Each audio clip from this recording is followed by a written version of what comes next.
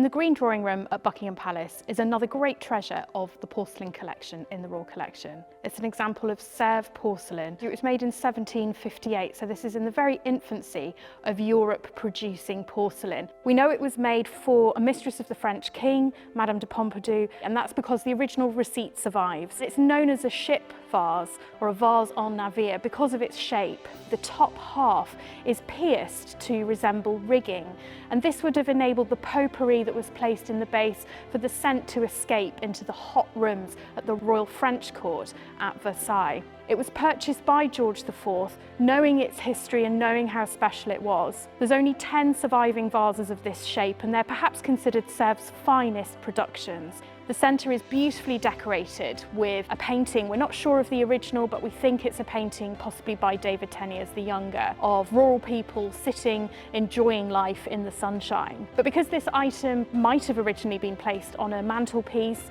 and behind it might have been a mirror, the backs of Sèvres porcelain are always beautifully painted. This is no different. It has a bunch of flowers on the reverse, and that would have been reflected in the mirror back into the room, so that the work was thought of in 360 degrees as it was being made. And as a nod to its French origin, the pennant, which is blowing in the wind from the top of the central mast, is painted with fleur-de-lis, the symbol of the French monarchy.